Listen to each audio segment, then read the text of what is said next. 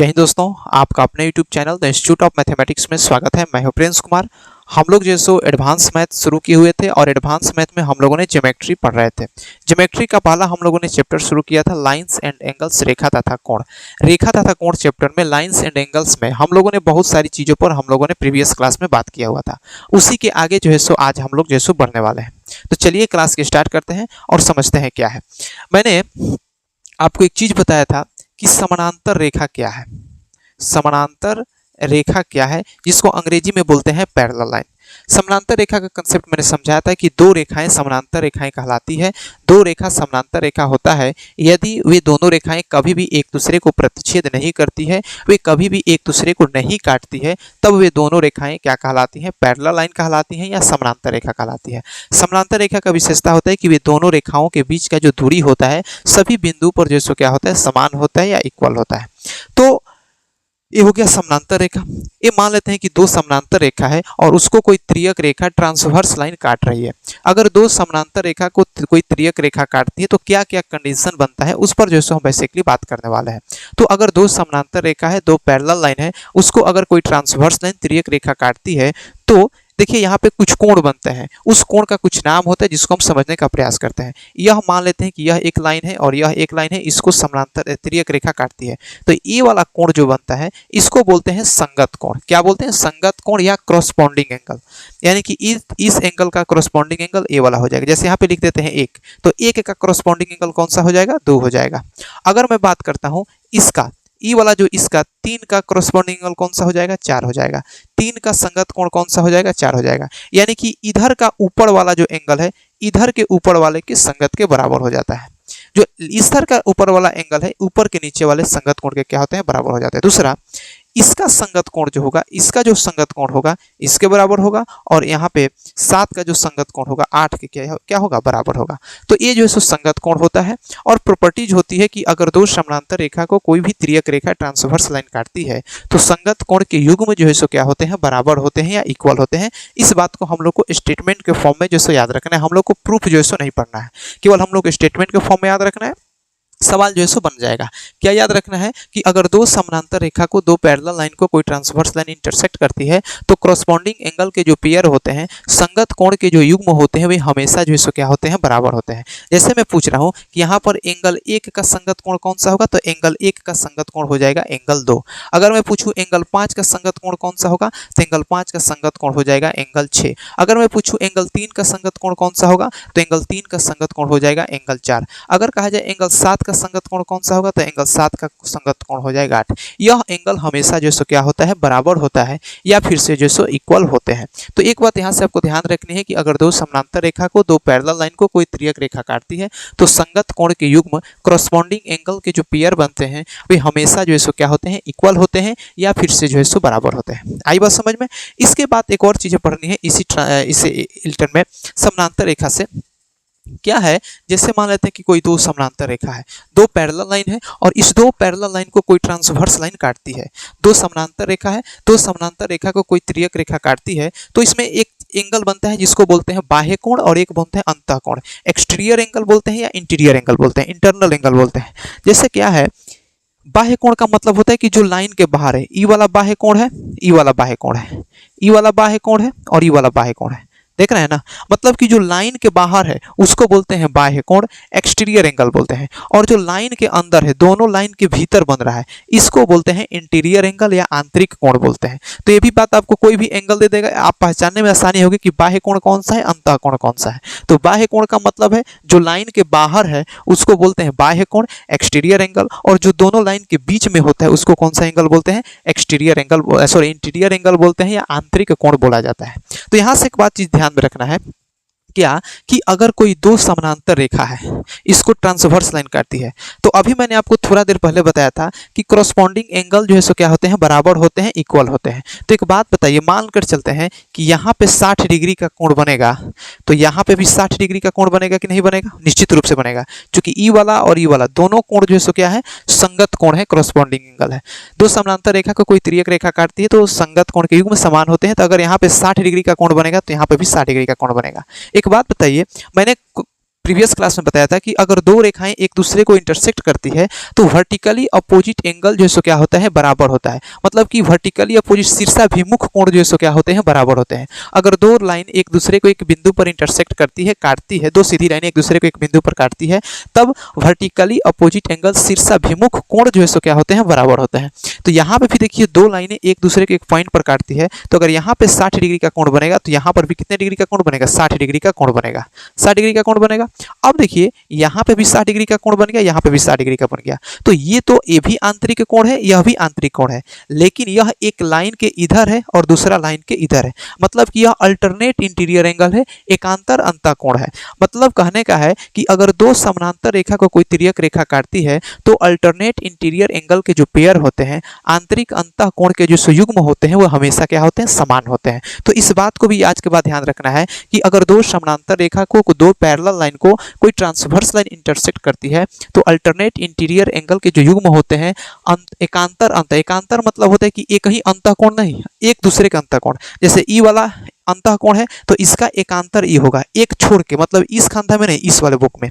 अगर इसका एकांतर कोण पूछा जाए तो अगर इसका एकांतर पूछा जाए तो इसका एकांतर कोण कौन सा होगा, ई वाला हो जाएगा। आई बात समझ में। तो हमेशा से बात ध्यान रखना है कि अगर दो समानांतर रेखा को तिर्यक रेखा काटती है तो संगत कोण के युग्म समान होते हैं, और दो समानांतर रेखा को कोई तिर्यक रेखा काटती है तो एकांतर अंतः कोण के जो युग्म होते हैं, अल्टरनेट इंटीरियर एंगल के जो पेयर होते हैं, वे भी जो है सो क्या होते हैं, समान होते हैं, या फिर से जो सो इक्वल्स होते हैं। आई होप कि आप इस बात को समझ गए। दो चीजें मैंने आपको बताया, इन दोनों बातों को आप बेहतरीन तरीके से समझ गए होंगे। इन सभी चीजों का जब हम लोग सवाल लगाएंगे तो वहां पे जो है सो बेहतरीन तरीके से क्या करना है, यूज जो है सो करना है। इसके बाद एक और चीज आपको मोटा मोटी ध्यान में रखना है कि जैसे कहा जाए कि दो समानांतर रेखा है, इसको तिर्यक रेखा काटती है, दो समानांतर रेखा है, इसको कोई क्या करती है कि तिर्यक रेखा काटती है।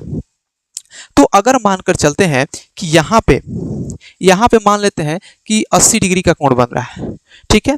तो एक बात बताइए, यहाँ पे 80 डिग्री का कोण बनेगा तो यहाँ पे भी 80 डिग्री का कोण बनेगा निश्चित रूप से, क्योंकि जब दो समानांतर रेखा को तिर्यक रेखा काटती है तो संगत कोण के युग्म क्या होते हैं, बराबर होते हैं या इक्वल होते हैं, ठीक है। यहाँ पे 80 डिग्री का कोण बनेगा तो यहाँ पे कितने डिग्री का कोण बनेगा, 100 डिग्री का कोण बनेगा। क्यों? क्योंकि जो है सो यह जो है यह एक पूरा लीनियर पेयर एंगल बनाएगा, और एक लीनियर पेयर एंगल जो सो कितने, उसका सम कितना होता है, 180 डिग्री होता है, 180 डिग्री होता है। तो अगर ये 80 डिग्री है तो कितना हो जाएगा, 100 डिग्री हो जाएगा।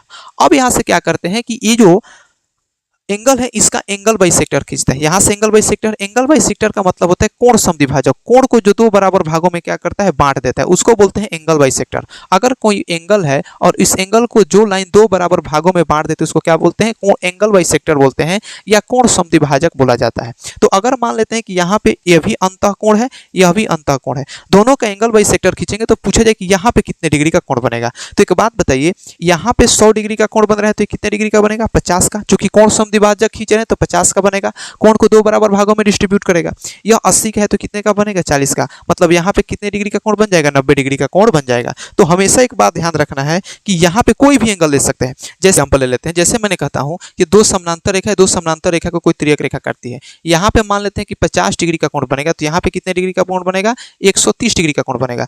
तो अगर यहाँ पे 50 का बनेगा तो यहाँ पे भी 50 का बनेगा, चूंकि संगत कोण के युग्म बराबर होते हैं कि नहीं होते हैं। उस तरीके से अगर इसका एंगल बाइसेक्टर खींचते हैं, इसका एंगल बाइसेक्टर खींचे, इसका एंगल बाइसेक्टर खींचे, तो अगर 130 का बनेगा तो यहाँ पे 65 का बनेगा, यहाँ पे 50 का है तो कितने का बनेगा, 25 का बनेगा। तो बताओ कि ये वाला एंगल कितने का बनेगा, तो 65 और 25 90, यानी कि यह कितने बनेगा, 90 का बनेगा। तो एक बात हर हाल में जानना है कि अगर कोई दो समानांतर रेखा हो, उसका तिर्यक रेखा एक दो समानांतर रेखा को कोई तिर्यक रेखा काटती है, और अंतः कोण का क्या, अंतः कोण का अगर हम इंटीरियर एंगल बाइसेक्टर खींचते हैं, यहाँ पे इसका एंगल बाइसेक्टर खींचते हैं और यहाँ पे एंगल बाइसेक्टर खींचते हैं, तो यहाँ पे जो कोण बनेगा हमेशा कितने डिग्री का बनेगा, 90 डिग्री का बनेगा, या फिर से जो सो 90 डिग्री का जो सो बनेगा। आई बात समझ में। इसके बाद एक चीज़ और हम लोग को पढ़ना है, ये बातें तो है जैसो आपको क्लियर हो गया। और भी बहुत सारी छोटी छोटी बातें जिसको ध्यान में रखना है कि किसी भी त्रिभुज के तीनों कोणों का योगफल जो है सो कितना होता है, 180 डिग्री होता है। किसी भी त्रिभुज के तीनों कोणों का योगफल कितना डिग्री होता है, 180 डिग्री होता है। जैसे मान लेते हैं बहुत सारी छोटी छोटी पॉइंट्स है, जिस पॉइंट्स को हम लोग को क्या रखना है, याद रखना है, ताकि सवाल लगाते समय हमको कोई भी दिक्कत नहीं हो। किसी भी त्रिभुज के तीनों कोणों का योगफल कितना डिग्री होता है, 180 डिग्री होता है। जैसे मान लेते हैं कि ये हमारा त्रिभुज है, ठीक है।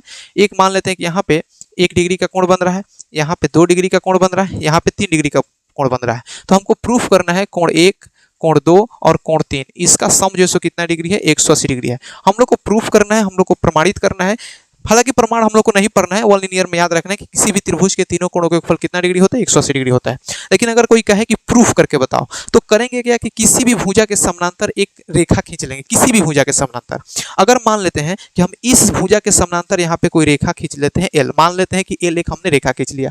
अब एक बात बताइए, यह समानांतर, ये दोनों रेखाएं समानांतर है और दो समानांतर रेखा को कोई तिर्यक रेखा काटेगी तो अल्टरनेट इंटीरियर एंगल या एकांतर अंतःकोण के जो युग्म होते हैं वो बराबर होंगे। तो अगर यहाँ पे दो एंगल बनेगा तो यहाँ पर भी दो का कोण बनेगा, ठीक है। उसी तरीके से दो समानांतर रेखा इसको कोई तिर्यक रेखा काटती है तो ई वाला कोण और ई वाला कोण दोनों एकांतर अंतःकोण के युग्म होंगे, अल्टरनेट इंटीरियर एंगल होगा। अगर यहाँ पे 3 बनेगा तो यहाँ पर भी कितना बनेगा, 3 बनेगा। अब यहाँ पे देखिए पूरा जो लीनियर पेयर एंगल बन रहा है, रैखिक युग्म कोण बनता है और एक सरल रेखीय जो कोण बनते हैं उनके सारे एंगल का सम जो कितना डिग्री होता है, 180 डिग्री होता है। तो यहाँ से हम लोग लिख सकते हैं कि ये 1 + 2 + 3 का सम जो कितना डिग्री आएगा, 180 डिग्री जो है सो आ जाएगा। तो एक बात ध्यान रखना है कि किसी भी त्रिभुज के तीनों कोणों का योगफल जो है सो हमेशा कितने डिग्री के बराबर होता है, 130 डिग्री के जो है सो बराबर होता है। आई बात समझ में।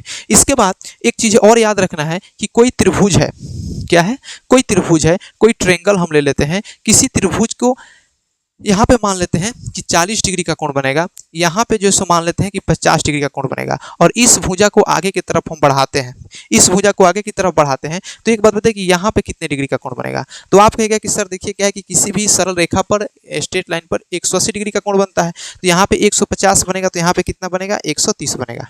यहाँ तक तो ठीक है। एक बात बताइए, ये एक त्रिभुज के तीनों कोणों का योगफल 180 डिग्री होता है, 180 डिग्री होता है। तो अगर यहाँ पे 40 का बनेगा, यहाँ पे 50 का बनेगा तो यहाँ पे कितने डिग्री का बनेगा कोण, 90 डिग्री का बनेगा।